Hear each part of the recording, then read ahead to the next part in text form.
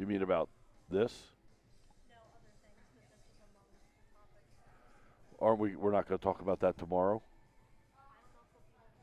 Oh, I'm going to Rosario's because I'm your bodyguard. I get it. So are we going to play music tonight in the background? We had nothing. We're going to be just you and me, buddy, just talking like we're sitting at a table having No, dinner. I mean this music. Oh, uh, you know what? It won't bother me. Will it bother you? No.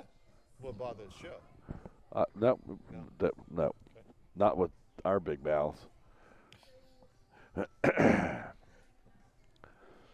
I'm going to stop. I go into a coughing fit, you better cover me. Okay, you do an intro.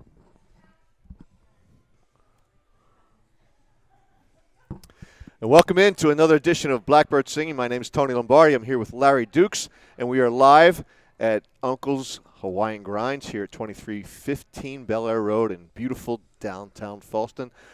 Larry, the Ravens are in first place, and how about the Cincinnati Bengals and the Cleveland Browns game? The Browns did us a favor. I think it may have been the first time in a long time I actually rooted for the Browns, but the Ravens are 1+ games into first place. Heading into New Orleans this weekend, a well-rested team. We've got a lot to talk about because a lot of things have happened. Yeah, you know what, Tony? I almost didn't watch that game. I just had this feeling it was going to be a blowout by the Bengals, and I said, I'm not going to sit here and watch that. Ruin my Monday night watching a game that is just going to – the result was going to be we were going to be right where we were. But Larry, you sound like you're playing hurt tonight. Well, yeah, the pipes are a little injured. Yeah. So we used to be Blackbird Singing where music and football collided. Are you going to be doing a cappella version of a Beatles song or something tonight? I don't know what I'm going to be doing. I would sound more like Bruce Springsteen. No, it's a tough night. Yeah, I had my daughter got married on Saturday. It was absolutely perfect. Our production person tonight, Morgan Knox, was the videographer. We had a great old time, and then Monday I woke up and felt like I swallowed a frog, and it's been downhill from there. Sounds more like razor blades. Yeah, it does. Well, it feels like razor blades. Okay, well, enough Anyway, of that. back to football. Back to football. Yeah. So they go into Tampa. Wasn't pretty in the first half. No, it's downright ugly. Larry, they had, and I wrote an article about this today, but 30 passes, 19 completions, 144 yards, a net passing attack of 129 yards because he was sacked twice. Right. Passer rating of like 77 and change. 30 times he threw the ball in the first half. Yep. This is a running team that was playing against a team that was struggling against the run, but they decided to throw the ball 30 times. You heard John Harbaugh in his post-game press conference saying that their plan was to test out these new replacement secondary pieces because the Bucs had a few injuries. And that they came out in the second half. It was kind of like, are you buying into this whole rope-a-dope theory that he's throwing out there, that they threw it 30 times and they came out? Now, in the second half, they ran it for, I believe, 204 yards in the second half, threw it 8 times, and guess what? He completed all 8. 8 for 8. 94 yards, passer rating of 155.3. 2 touchdowns. 2 touchdowns, right. No touchdowns. It's funny how that happens. Well, when you run the ball effectively. Exactly. And no, I'm not buying what he's selling. Okay. I don't even think his wife was buying that. No. I think John said to Greg, maybe we ought to throw it a little bit more in the first half. And Greg said, okay. And he took it literally and simply threw all the time. I talked to a couple people, and they think that Lamar really wanted to try this approach going into this game, and Roman said, have at it. See what happens. I don't believe that either. I don't believe it either. I think if that had happened, we would have heard some definitive things about Lamar wanting to give this strategy a go. Right. So they come away with a win. It was it 27-22 was the final? It was. And it didn't even feel like it was that close because they seemed that they could do whatever they wanted to on the line of scrimmage in the second half. Yeah, and I go back to my favorite offensive line discussion. Tyler Linderbaum lit up the linebackers for the Tampa Bay Buccaneers, especially Devin White. Devin White got an earful on the sidelines. I don't know if you saw. I saw that. Todd Bowles wasn't having it, right? No, not at all. And it was all about not getting off the blocks from Tyler Linderbaum because there were a couple of pancakes in there that was just phenomenal. Well, he got beat really easily by Kenyon Drake on that little flare pass for a touchdown, too. Yeah. I mean, it was a 5-yard pass. Yeah. And he was beaten by 5 yards. Yeah, and it didn't even look like he made a move. You know, No. It was like, and I liked that guy. I thought he was a nice linebacker. Yeah, I did too. I thought Something's going on there. Yeah, that didn't make any sense at all.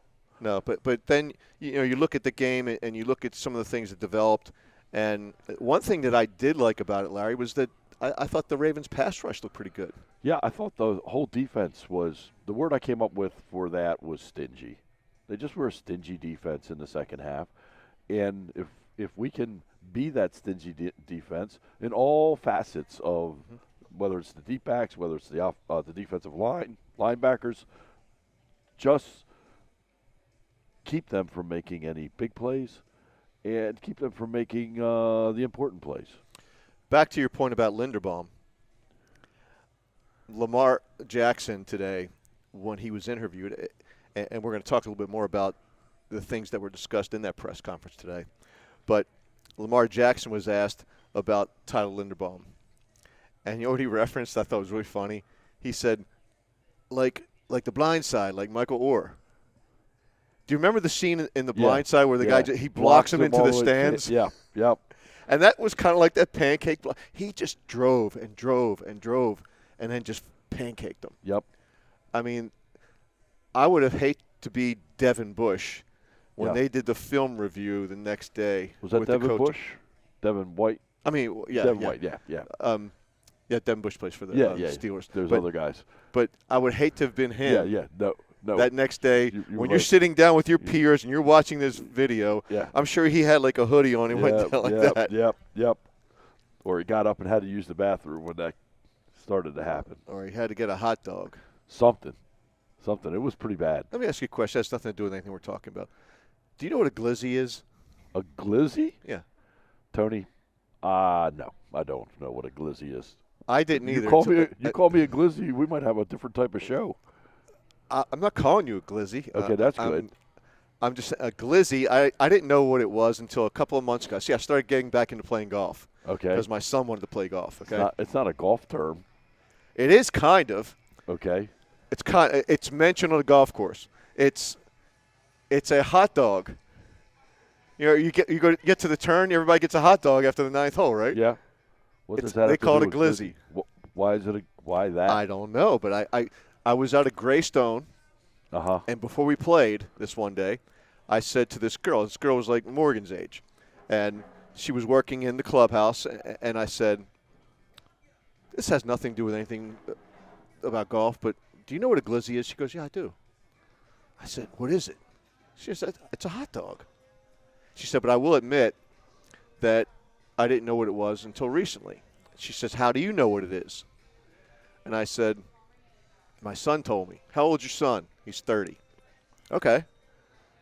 That's about right, because the millennials that come through here playing golf, they call it a glizzy. That's the only reason I know it's a glizzy. She was probably about like 22, 24 years old. But I digress. Just a little bit, right? But you know what? I've added to my vocabulary, which I think is pretty well-rounded anyhow, so I'm feeling pretty good. You watch tomorrow. I have my class up at John Carroll. I'm going to sit them down. I'm going to say, we have a one-question test. Now I'm going to see how many of my 18-year-olds. What is a glizzy? What is a glizzy? I'm interested in the results of that. Yeah, it's going to be interesting what kind of answers I get back. Now they feature like a semi-glizzy here uncles, right? Oh, it's a great glizzy. Yeah, There's for lots game of days. little glizzies. Little glizzies. Baby glizzies. They have a game day menu where they got glizzies in a blanket. That's beautiful. What a great conversation. I mean, you can tell that it's been 7 days since we played a game, right? Yeah. We're tired of talking about the Tampa game. Could you imagine about our conversation during the bye week? Right. Yeah. That's coming up, folks. Yeah, So, exactly. Okay, let's talk about some other things. In the press conference today, something that really got me bummed out. John Harbaugh came clean, finally, on Rashad Bateman's injury. It's a Liz Frank. He's having season-ending surgery. Now, I do this covering the Ravens every day of my life. And you try not to get too attached to these things because it makes your job more difficult. But I can't help it. I'm a fan first. I got into this because I'm a fan. And Rashad Bateman, the folks out there that are watching and listening, I'm telling you, this kid can play. He showed flashes of it this season. He just hasn't done it consistently because he hasn't been consistently on the field. But this guy, Ravens fans are always clamoring for a number one receiver. He's got all the qualities of a number one receiver, all the abilities, except availability. Yep. We've talked about that before. Yep, the number one ability. And he's just got it. So when I saw what he could do during summer camp, and that one play he made against Miami when he caught that quick slant, took it to the house, that's the kind of stuff that he can do. And to hear the frustrating thing for me, not only is he because he's out for the season, but because of the way the Ravens publicly handle these injuries. It's infuriating. Awful. Yeah, I would agree. It's for the fan. I mean, this is a game that's supposed to – I don't understand where they think it's strategic not to tell the truth about where people are with the injuries. It would have been different, okay? This week, and we'll talk about this, I'm sure, in depth, we make a move for a linebacker, which I think is a tremendous move, okay? And again, we'll talk about that in a moment. But now you're starting to wonder, because a lot of people were talking about, should we have gotten a number one wide receiver? And it's now looking like we sure could have used it. And how much did we know when Eric was down to the wire here about, Bateman's condition? And we could talk about that for sure, and we will. Yeah. But the thing, let's address the first point. Yep. That the way the Ravens handle these injuries. Yeah. Remember Rashad Perryman. Yep. Okay. Had a bruise of the knee. Yeah. And never played. Yeah. The way they handle that, in my opinion, puts the player under the microscope, and then all of a sudden fans develop an opinion about these players that they're soft. Yeah, Ronnie Stanley. Because of the way they handle these things publicly. Because, let's face it, the media is a conduit for fans, and the media can only deliver information that the team gives to them. Mm-hmm. So why do they think that full disclosure of an injury hurts that team strategically? I don't know. Yeah, me either. And if you think about it, you really are doing a disservice to your players. That's big. That's exactly my point. Yeah. They threw Rashad Perryman under the bus.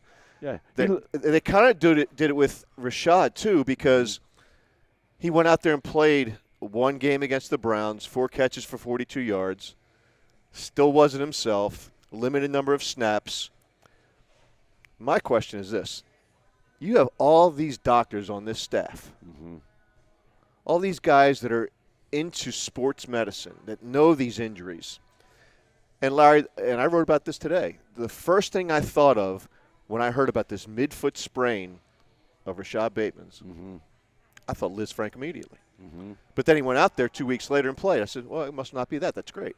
Right. It turns out that it is. And, in fact, I think there was some rumblings about that a couple weeks ago, and they downplayed it. They said, no, it's not that. Not that serious. Stop saying that. Went back out there at Cleveland. That sort of validated what they said. Yep. But now, where are we? Season ending. But now the kid's soft. Yeah. Because Yeah, he couldn't handle it. And the fan base immediately jumps to that. I squawked out Ronnie Stanley. I mean, a lot of people will say that their approach to Ronnie, when even John has said at times, "Oh, it's on Ronnie's terms." Maybe it is, but I don't know what to believe anymore. He kind of threw him under the bus. And he's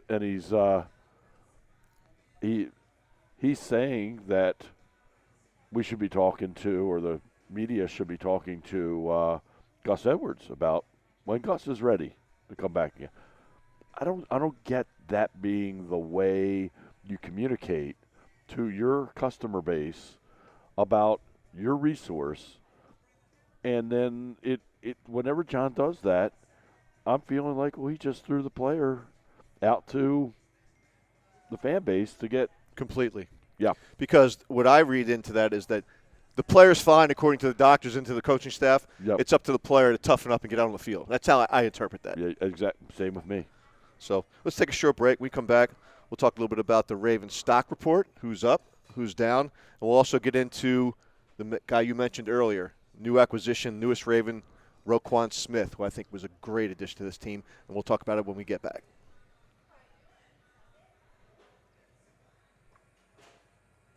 D&L Window Tinting, a family-owned business for over 30 years, has everything you need to protect your most treasured assets from the sun's detrimental ultraviolet rays. Protect your car, your home, and of course your family. Every day your vehicle battles rocks, sand, dirt, scratches, road debris, and bugs, all of which can eat away at your car's paint. Your vehicle's windows and those at home, when unprotected, can bleach your seats, furniture, carpeting, and more while driving up energy costs. Let D&L help. D&L Window Tinting. They put the shade on the sun. See what they end up doing with old Twitter. Quick, get that lady over here. What You get it, doctor? She She has a severe lack of Royal Farms coffee. The freshest in the world. She needs a cup. Stat! This chicken needs Royal Farms world-famous chicken. ASAP. You're gonna give a chicken? Chicken? Just do it already. We are not going to lose this chicken. Can't you tell him? Aren't you his agent? Justin, you know you're not a real doctor, right? Of course I do. I just play one on TV. Real fresh, real fast. Royal Farms. And welcome back to Blackbird Singing. I'm Tony Lombardi here with Larry Dukes. And before we went to break, we said we were going to talk about our stock report, who's up, who's down, and also Roquan Smith, the newest Raven. And before we even get into that, Larry, I wanted to throw a few shout-outs because we've been doing the show with this our 8th or 9th week here at Uncle's, and we just want to say thanks to Tommy, to the GM Krista, the bartenders and servers, and, of course, the person that makes this whole thing happen, Morgan Knox. I want to thank everybody for allowing this show to happen or making this show happen. This is going to be our last show here at Uncle's, and we really appreciate the time we've been given here.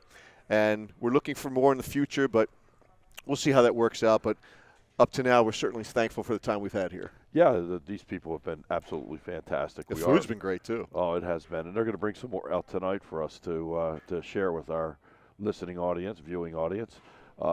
They've been terrific to deal with. We've left the door open to do this again another time. We're outside at a tiki bar, and Tommy recognizes that as the weather changes, if it ever changes, that the situation in here is a bit crowded when they put the sides down. And Thursday night football is not drawing what Monday night football would bring, but they're not open on Monday nights. So, well, tonight's game. Yeah. There's been some stinkers. Yeah. And no wonder the fan base is not enamored with it. Have you ever listened to one of these broadcasts with Al Michaels? I know. He seems bored out of his mind. Yeah, well, no wonder. The games have been. Yeah, but he's getting paid a lot of coin. I know. He's supposed to make it exciting, right? Yeah. Do something. Was it one of these Thursday nights where they had was it last week they had the streaker? No, that must have been. That was a while ago. It was a Rams game. Yeah. Because Bobby Wagner, I think, hit the guy, and the guy wants to sue him and everything. And you know what? I know they don't didn't want sue to Mike show Curtis, it. did they, back in the day? No. And they don't show him anymore. But you know what? As good as that game was, I'd like to see. I want to see the streaker get taken out. Yeah. In fact, if a couple more people want to run out there, I don't watch it. I don't get the theory behind that. I mean, it's not like – do they think that doing that encourages more people to do it? That's exactly what they think. They think that more people will want to do it because they're going to get that moment of fame on TV. Have these producers heard of social media? It's going out there anyway. Anyway, right. It happens in Premier League soccer, and the security people wipe them out, and everybody watches, and it's part of the game. I think I was watching the game with my wife, and Ruthie said, I don't know why they don't show that. And I said, in 5 minutes, it's going to be on Twitter. I was wrong. It was 3 minutes. Yeah. At the longest, it's going to be 5. It was great. But anyway. All right. Let's talk about again. Roquan. Let's talk about Roquan. Okay. Here's my take on that. I mean, was inside linebacker the number one need for the team? Maybe not. But I'm pretty sure the way Eric DaCosta went at this, probably looking to fill, my guess, based upon my relationship with Eric, based upon his track record, based upon what I think the Ravens needed. My guess is that his first priority was a corner. Second priority, a wide receiver. Third priority, inside linebacker. Gotcha. Of the players that may have been had, because they live by this credo, right player, right price. Right. That there may have been some receivers that they liked that were too costly. Same with corners. And this one, Roquan Smith. If there's a player that was available, regardless of position, that fit the Ravens, it's him. Absolutely. And for a second and a fifth in 2023, that tells me that they're all in. Yep. Here's what I think Roquan Smith does. Of all those players that were available, which one of those players do you think could have made the Ravens better? I think you'd be hard-pressed to find one person that makes the Ravens better as a team, gives them a better chance to win, improves one side of the ball more. Because if they brought in a receiver, and you know this, when receivers come from college to the pros, that's one of the most difficult, if not the most difficult transition that players have to make. Because of the mental aspect, knowing the playbook, having that rapport with a quarterback, pre-snap recognition, all those things are so critical to being effective at that position. If you bring a player on 8 games into the season, now week 9, and you're putting pressure on him to develop this instant rapport with Lamar Jackson, to really dive into this playbook, to understand the idiosyncrasies pre-snap, would that receiver, even if it was a number one receiver, which cost a ton, because what did Claypool cost? Number 2, a second-round pick? Second round, yep. So if Claypool, which I don't think he's number one receiver. I don't either. If he cost a 2, what does a number one receiver cost? And is one even available? Right. Maybe DJ Moore. Yeah. But what would it have cost to get a DJ Moore? Yeah, and I don't think they really do give us a significant advantage to coin some phrases around town. I kind of like our guys. I like Duvernay. I like the fact that Duvernay is going to be has to be more utilized. And when he has been used, he's performed. Likely is starting to make a presence known. Of course, Andrews.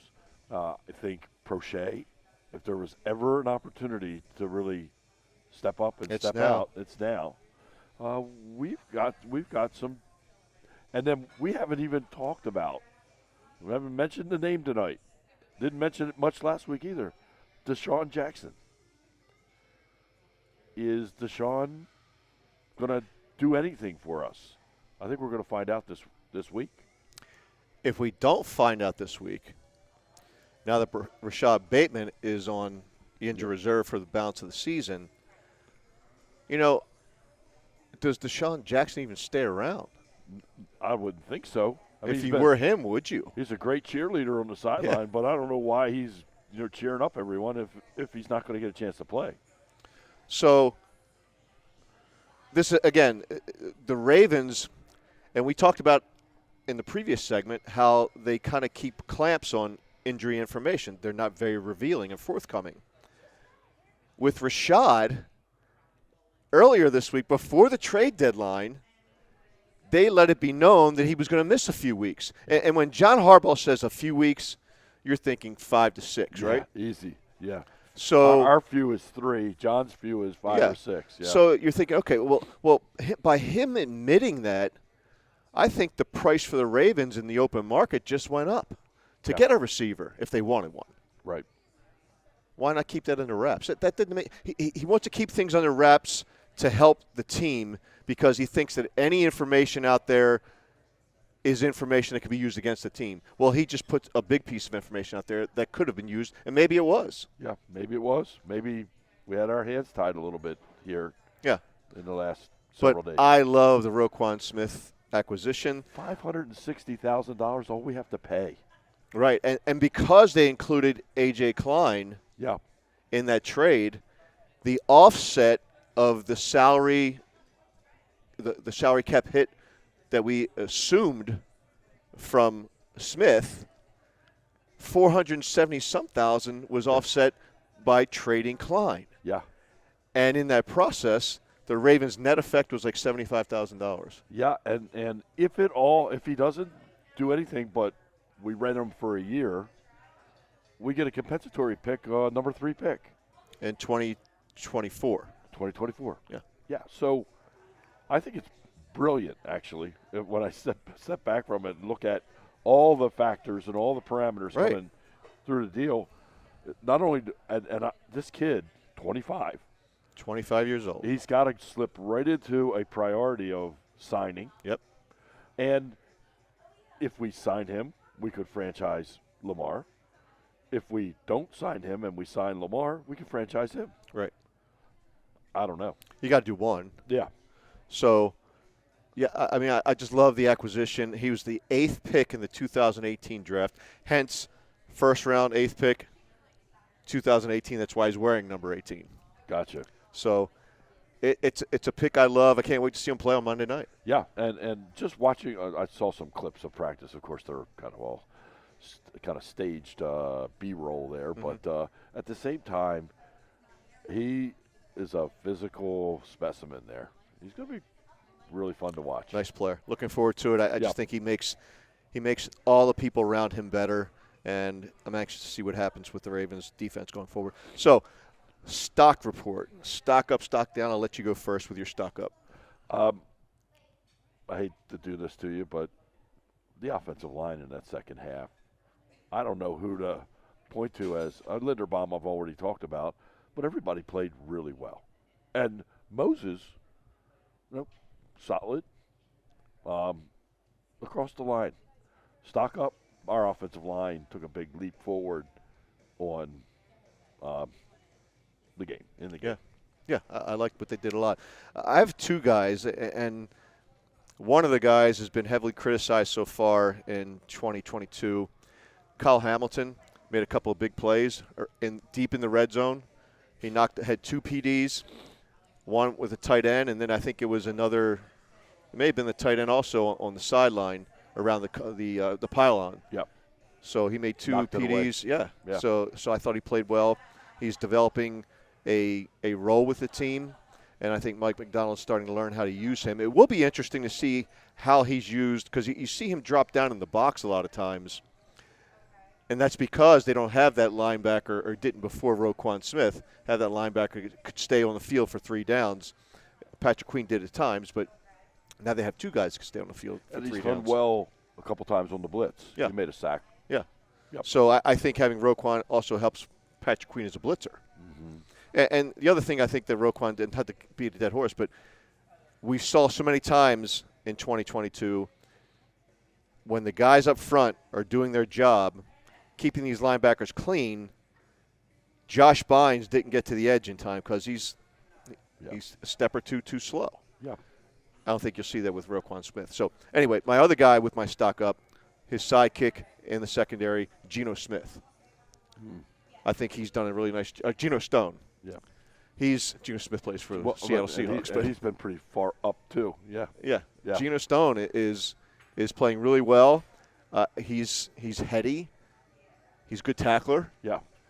And I'd like to see him be a step faster in support of Marcus Peters, who we've seen getting beat deep at times.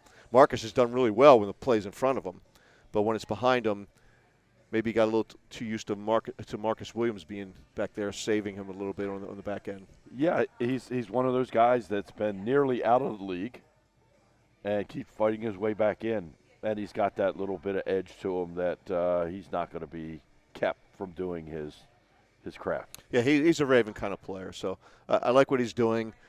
He's probably going to be really quality depth next year, but this year they're going to lean on him because they need to until Marcus Williams comes back. And he's a special teams guy too, right? Absolutely. Yeah. Yep. A good one at that. Stock down. Stock down. I've found it hard to find someone that I think has gone the wrong direction. How about you? I had John Harbaugh / Greg Roman in that first half. Yeah. I didn't understand what they were doing. They rebounded it in the second half, and it got better. But with John Harbaugh in the first half and the way he handled that and the way he's handled some of the things this week in terms of PR and whatnot, I don't know. I just think that he's had a bad week. Yeah, I was flabbergasted, I guess is the best word I could come up with, what we were doing in the first half. I really couldn't believe what I was watching unfold in front of me. So what are we doing? I don't know. But then we went in, it came back out, and we looked marvelous. So Greg Roman, first half disaster, second half fantastic. Yeah. Played to the strengths of the team. Yep. First half he tried to be Cute. Patrick Mahomes and company. Something we're not. No. So But I'm splitting hairs here. It was a big win, a good win on the road. Yep. Tough to win on Thursday night against a tough opponent. It was like you said, it was a good win. It was and at any time on the road you can come away with a victory. You got to be happy. So we'll take a short break. When we come back, we'll talk about food. Yeah. We'll talk about If I the don't AFC eat it. North, a trip around the league, and we've been Predictions. talking about one game at a time. I want to talk about that a little bit more. So don't go away. We're at Uncle's Hawaiian Grinds here at 2315 Bel Air Road in beautiful downtown Fallston. Don't go away. We at Mission Pet Supplies meticulously choose some of the best products in the market and offer them to you at affordable prices.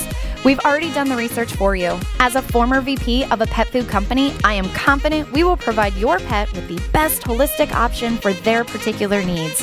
We conveniently deliver to Harford County, Maryland and Delta, Pennsylvania residents for a low flat rate fee Monday through Friday within 24 hours of your order. Shop with us and support our local family business. Rock Spring Financial Group is the premier local Maryland mortgage brokerage firm. They are known for the hometown feel with a customer experience level that is unrivaled. They specialize in all home loan types, whether it's conventional, FHA, VA, and debt consolidation. Rock Spring covers it all. So when you're tired of issues with online mortgage shopping and want the human touch, look no further than Rock Spring Financial Group, LLC. Give Rick Metzger a call or visit them at rockspringfinancial.com. Okay, and welcome back to Blackbird Singing, where football and music collide. I got to give a shout out also to Leslie Byer, who did our logo for Blackbird Singing. Yeah. She did a great job. She did. That is slick looking. That's got T-shirt, hats, everything all written all over it. Yeah, the fabulous work by a really good artist. Yeah. And like you said, on a T-shirt or a cap, it's really going to be nice. Yeah.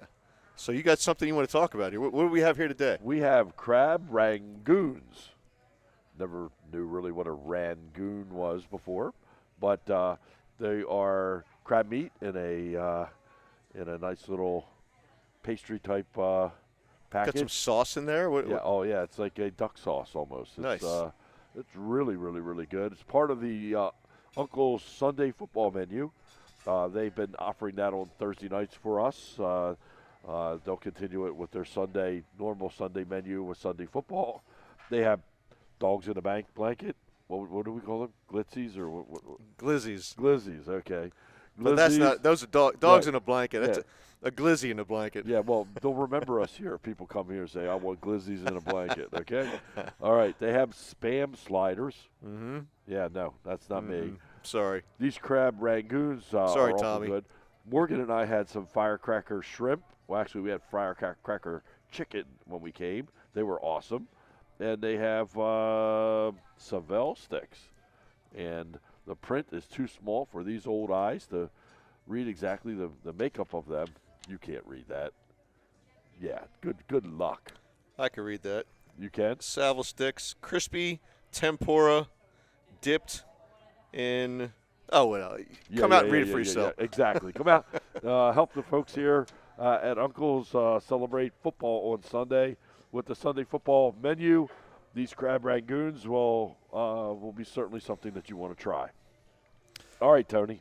Okay, AFC North. Yeah. We talked about the Cleveland Browns Cincinnati Bengals game earlier. Yeah. On Monday Night Football. Yeah. Overall thoughts of that? I loved it. I had, like I said, Did you feel dirty rooting for the Cleveland Browns? Did you take a shower afterwards? Yeah, just a little bit. Yeah, I took 2. Yeah. I felt myself. Just in case the first one didn't work. Yeah. It was bad. It was bad. The Bengals look without Chase. They are not the football team that can compete in this conference. Well, I think what it did, it exposed this offensive line that the Bengals have was supposed to be new and improved. Right. They've invested draft picks and resources, financial resources into that line, and it's not any better than it was going back to the Super Bowl last year, which cost them the game, really. Yeah. They've got the firepower. They've got the quarterback. They've got the receivers. And as you said, Jamar Chase not being there, I think, allows the other teams to blitz a little bit more when that home run hitter is not out there. So they were exposed. And until he comes back, I think they're going to struggle to win. Yeah, well, Cincinnati's going to struggle to score, and they can't win if they don't score. Right. They've got to score. Their defense is okay. Yeah, it's adequate. In fact, it's not too bad. And they'll probably hold most teams to around 20 to 24 points a game, but they're going to win these games by scoring 27 to 30 points. And without him and exposed the way they are, I don't see it. And the other team in the conference or in the division, the Pittsburgh Steelers, they've fallen to 2-6. Mike Tomlin's entire career, I think he's been the Pittsburgh Steelers coach for 16 seasons, one more season than Harbaugh. Yep. And he has not had a losing record. That's in peril right now. Yeah. I was listening to something on the way over about Ben Roethlisberger's podcast and how he might be laughing a little bit at the fact that here we are, the transition of a college quarterback into an NFL quarterback does not happen overnight most of the time. Why would he be laughing? Well, I think he was saying that this Pittsburgh offense really went as Ben went, and they really thought that when he went, it was actually going to kick up a notch. The only thing they really have is Najee Harris. Yeah. And good receivers, and they just got rid of one of those guys. Without Claypool, they're kind of kicking back a little bit. They look like they're retooling. Well, Pickens is a talent. Yeah. He's got some off the field things going on, and maybe they'll calm down as he matures. Maybe they won't. We'll see. But they've just got Deontay Thompson, whatever the other receiver's name is. Yeah. He's a nice player, decent tight end, but they've got a kind of an okay offensive line. Yeah. And they've got a rookie quarterback who I think was overdrafted. He's not a first-round pick. No, and he is showing that he gets rattled. The pressures, the hits, and deer in the headlight look is starting to come out. Speaking of deer in the headlights, because we're going to transition into around the league, how about Kyle Wilson? How about Zach Wilson? Zach Wilson, yeah. The reason I say Kyle Wilson, because he reminds me of Kyle Bowler. Yeah, Kyle Bowler, yeah. He does. Deer in the headlights. Oh, yeah. The things he did against the Patriots, they could have easily won that game. Yeah. And I kept waiting for Joe Flacco to take the field. Yeah. Was he even available? I think he was an inactive. Was he? Yeah, and my friends that are Jets fans were saying, why on earth was Flacco an inactive for that game? Yeah, I think he wasn't inactive. So Okay. there was no go to the bullpen and let's bring in old Flacco. He's holding the clipboard, collecting a paycheck. Speaking of the bullpen, did you watch the World Series game last night? I did. How much of it did you watch? I went back and forth between my wife and Chicago Med, Chicago Police, and Chicago whatever, and was dipping back and forth. But I watched the bullpen of the Houston Astros. Those guys are just mowing them down. It's been a good series, and I've been saying that Philadelphia has been playing for the last couple of series with house money. Yeah, yeah. And I think that, I'm rooting for the Phillies. Yep. Because to me, the Astros are the New England Patriots of MLB because they cheat, or they cheated. Yeah, past tense. Well, they maybe have new ways of cheating. We haven't caught on to it yet. Everybody cheats. Anyway, they're good. Yeah. My point being, they're a really good team, Houston. Yeah. That probably didn't have to cheat to win it. Yep. But they did. Yep. So there you go. Yeah, they become the new evil empire. Yeah. Want to get the But honest I'm rooting guys for the out. Phillies. I am too, but I've got some obnoxious Phillies fans. Well, some? Yeah, that I'm not going to call out here tonight, but they know who they are at school. But that's as far as I'm going to go. Okay. But they are riding high right now, or they were until last night. And then their football team's undefeated. Yeah, yep, and will continue to be undefeated after tonight. After tonight for sure. Yeah, so that's going to be a skull dragging. Yeah, it's 13.5-point home dog. Yeah. It's yeah, and you know what? I think I would take that. I would bet on them to win by more. One of their guys, the Texans, Brandon Cooks, was on the trade block. I think he was so sure that he was being traded that now, he's not playing tonight. Why not? For personal reasons. He's upset that he wasn't traded. Wow. This guy got a 2-year, $36 million guaranteed contract with the Houston Texans. He's not going to step on the field. Not going to step on the field. If you didn't show up for work, what would they do to you? Fire me? Or dock your pay? No doubt. So. Yeah.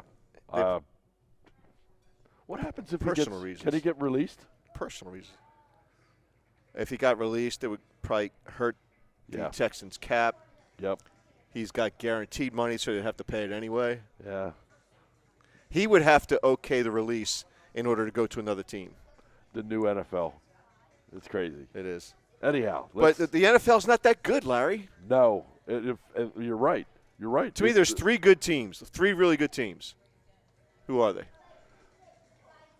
Kansas City Chiefs, Buffalo Bills, mm-hmm.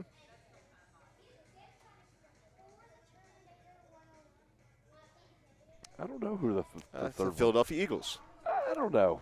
Talented. Well, we keep saying it. I don't know, but Jalen Hurts is doing everything he needs to do to win. Yeah, but he's not making mistakes, and I think when you look, I think this is probably a rub against for Ravens fans. When you look at the fact that they brought A.J. Brown in for him and how well he's doing with A.J. Brown, everybody said, why can't Lamar have one of those guys? Yeah, well, no one was predicting that when he first got him.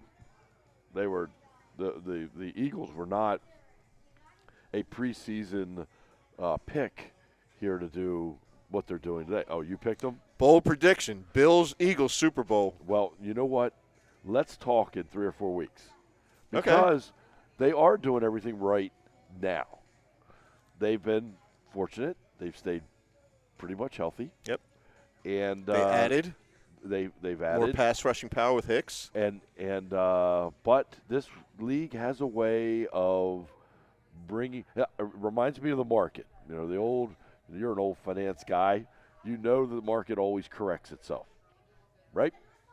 Sometimes it takes a little while. I think the NFL has a tendency to correct itself. So you're thinking the correction is going to be the Philadelphia Eagles? I think, yeah. I think they could be. And I think partly I think the Ravens are going to correct themselves. I think the Ravens, based on their schedule, based on what's coming up, and the Eagles have been fortunate that, and they still don't have a schedule that you say, uh-oh, here it comes, mm-hmm. okay? But I think the Ravens are going to correct and go forward and get better. And I'm just not sure that the Eagles aren't at their peak at the wrong time. That's always possible, Yeah. and we've seen it happen before. You don't think so? No, I just think they're a really talented team. The only thing I think that could go against the Eagles at this point in time, unless there's some key injuries, is Jalen Hurts all of a sudden hitting the wall. Yeah. And he becomes that guy that Nick Saban didn't want to have anymore at the University of Alabama. Right. And I think that possibility is stronger than it's showing right now. It could be. Yeah, But we'll you just mentioned the Ravens as a team that hasn't peaked, and maybe they're in the process of coming around. I agree with you. This game against the Saints is really important. If they can win that game, go to 6-3, go into that bye, get some of their guys rested, Gus Edwards. You've got David Ajabo that's ready to come on board, Tyus Bowser that's ready to come back. You've already brought in Roquan Smith. They begin to gel a little bit in that little bit of downtime. You've got some other guys coming back in the form of J.K. Dobbins later on, and even Marcus Williams comes back from that wrist injury. They start stealing wins. Yep. I think it's really a big opportunity for them on Monday night to win, and we're going to talk about that. We'll take a little break, come back with our evaluation of the Saints and the Ravens and our predictions for this game on Monday night. So don't go away. D&L Window Tinting, a family-owned business for over 30 years, has everything you need to protect your most treasured assets from the sun's detrimental ultraviolet rays. Protect your car, your home, and of course your family. Every day your vehicle battles rocks, sand, dirt, scratches, road debris, and bugs, all of which can eat away at your car's paint. Your vehicle's windows and those at home, when unprotected, can bleach your seats, furniture, carpeting, and more while driving up energy costs. Let D&L help. D&L Window Tinting. They put the shade on the sun. We at Mission Pet Supplies meticulously choose some of the best products in the market and offer them to you at affordable prices. We've already done the research for you. As a former VP of a pet food company, I am confident we will provide your pet with the best holistic option for their particular needs. We conveniently deliver to Harford County, Maryland and Delta, Pennsylvania residents for a low flat rate fee Monday through Friday within 24 hours of your order. Shop with us and support our local family business.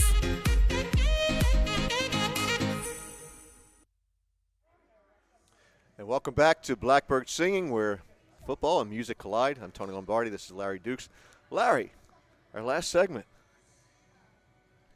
Last segment here at Uncle's. Yep. We'll be together somewhere. It's a little bittersweet, don't you think? Yeah, it is. It is. It's been a nice run. Yeah. And really nice people here. Going to miss it. Wish we had, more of a crowd here. But they're just getting used to Monday night football, much less Thursday night football. Yeah. And this whole idea of Blackbird Singing, where music and football collide. You and I both know that combination can be very powerful. But, we are a little bit of trailblazers, and sometimes, the trailblazers' ideas are ones that the time isn't just perfect for. Sometimes you got to take a chance, and nothing ventured, nothing gained, right? As a friend of mine just told me today. Absolutely. And when we do this again, it'll be with more knowledge and more fun. Speak for yourself. Yeah, well, yeah. God forbid. Maybe the next time you'll be more humble. Not a chance.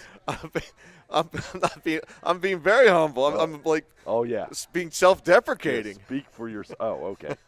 I took it the other way. No, not at all. Oh, okay. Okay, back to football. All right. Some news and notes for this game. Under John Harbaugh, the Ravens are 34-16 in primetime matchups. Of course, that's what Monday night is, a primetime matchup. Producing NFL's second best such winning percentage, .680. That's a pretty good winning percentage since his 2008 Baltimore arrival, second only to Seattle's .698 mark. Included in this total is an 11-7 record on Monday Night Football. Of the Ravens' previous 18 Monday Night Football games during the Harbaugh era, 14 have been on the road. 14 of 18 on the road, during which they've produced a record of 8-6. Lamar Jackson's stat I thought was interesting. He's thrown 12 touchdown passes, no interceptions on 5 Monday Night Football starts.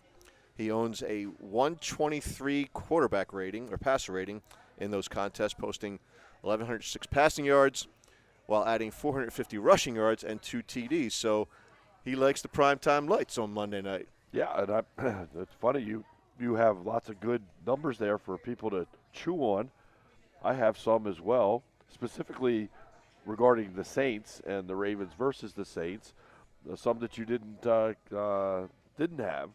Well, first of all, the line on the game is the Ravens are favored by 2.5. Okay, we're 5-2 overall against the Saints. We're 3-1 on the road against the Saints since we've been a franchise. So we look pretty good. This year, total offense and total defense, the Ravens rank 10th in total offense and 24th in total defense. The Saints, and I didn't know this, the Saints' total offense, they're ranked 5th. And in total defense, they're ranked 10th. They're a solid football team. They are a good football team. Statistically, they don't finish games either, apparently. No, they don't. And they have a wild card that I just love to hate. His name, the redhead, carrot top, Andy Dalton. Andy Dalton, yikes. 1,175 yards against the Ravens, 9 touchdowns, and only 4 interceptions in his career versus the Ravens. He's had a pretty solid set of outings against us, and we all remember a couple of them that were backbreakers. I always thought that the Ravens never played him the right way, because the one thing that you can do against Andy Dalton to really mess him up is get him off his mark, rattle him a little bit with some hits, and then he'll make mistakes, because he will. We've seen him do that this year with the Saints. In fact, the reason those numbers belie a much better record than 3-6 or 3-5, yep, is that they've lost their turnover battle. They're -9, which is worse than the league in turnover differential. They're not creating them, but they're giving the ball up. So I think that's going to be the difference in the game ultimately. But when you look at Dalton, he gets the ball out quickly, and a lot of times a quarterback that prefers to do that invites that blitz that Wink Martindale used to always send at him. Yep. And I think for Ravens fans, what they remember most is like that Tyler Boyd touchdown when they needed to stop him on 4th down. Was it like 4th and 12 or something like that? Yep. It was right across the middle. Yeah. Right across. So he has had a fair share of success against the Ravens in key games, almost in the role of a spoiler. Yeah. But now they're playing for first place in the division because it's a bad division, right, at least record-wise. And we'll see how he does under the lights. I don't think he's ever won in a national game. Really? Well, the other thing that the Saints are very poor at is penalties. Yep. They have more than 50 penalties on offense. Ranked 30th in the league. And they have more than 50 penalties on defense. 100 penalties plus. That's a lot, Tony. We've only played, 8 games, 7 games, 8 games? But they do have that home field advantage down there. Oh, and it's loud. When's the last time you went there? Super Bowl? No, I went after one time after Super Bowl, and I don't really recall what year it was. It was pre-COVID. I want to say it was 2014. Yeah, that sounds right. And Justin Forsett had a pretty good game. Yeah, a real good game.